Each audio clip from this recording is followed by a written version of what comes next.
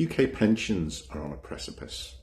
World events are playing out in real time on our pensions, and unless you've spent your whole working life inside a defined benefit scheme, for example, the NHS or a government agency, then you're likely to be reliant on a direct contribution pension.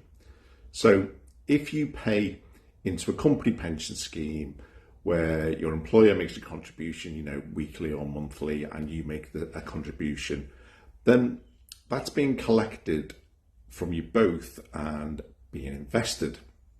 Now, a good proportion of all pension investments of this kind will be invested in the stock market, and most pension funds are heavily invested in the world's largest stock market, which is the US.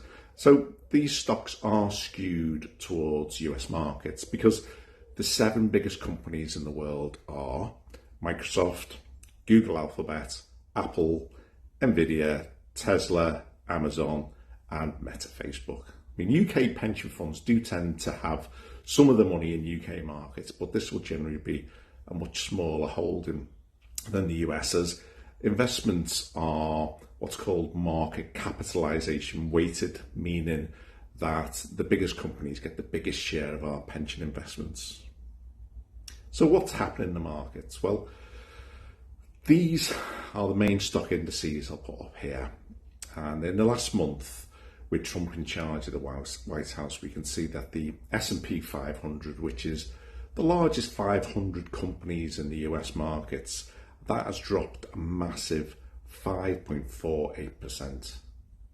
Now, next down on the list there is a Sonia tracker, and this reflects how much a very low risk investment would have paid out in the same period. And I have a lot of my funds in this Sonia tracker. But next down we have then the World Tracker, and this is a representation of combined stock markets across the entire world, 5,000 or so. And we can see that this has dropped by 3.53%. And a good deal of this drop has been caused by the US market drop, because the US market is just so big that it can pull the average of the whole world down. Now, the last on the list here then is the FTSE 100, and this is the largest 100 companies in the London stock market. And we can see that this has actually been boosted. It's actually gone up by 3.35%. And this is largely due to the UK arms production, and the companies that produce arms in the UK have had some really large orders to cover the arms that the US has withdrawn from Ukraine. So I've said that our pensions are on a precipice, and I think they are.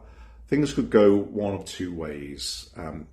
Somehow this diplomatic chaos could force a lasting peace, and the markets could stabilise and our pensions could return to normal, or things could escalate and Europe could be drawn deeper into the Ukraine crisis and markets could continue to suffer. Now, markets have a habit of returning to normal once the world's geopolitical woes heal, but timelines will be critical for some. Now, if you're on the edge of committing your pension to buy an annuity, then the losses over the last month are going to be baked into your pension forever.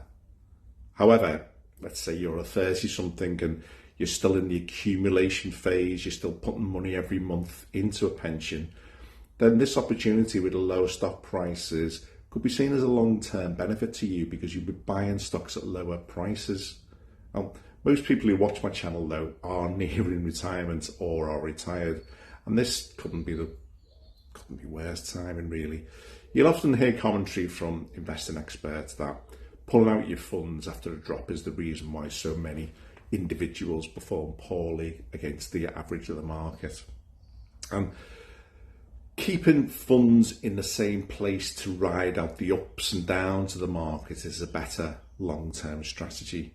But this is a real hard thing to do for us all when we're sitting there watching the news each evening and pretending that things are going to get better or predicting things are going to get worse. Now, back after the US election in 2024, I moved a good deal of my investments into the overnight Sonia tracker, as I mentioned.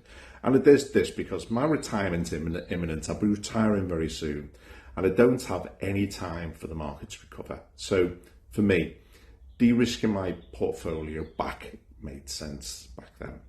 I would never I've done this. If I wasn't due to retire, though, I would have ridden the ups and downs, just like most market gurus tell you to do.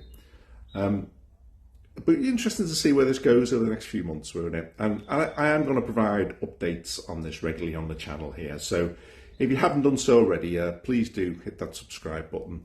And thanks, and I'll see you on the next one.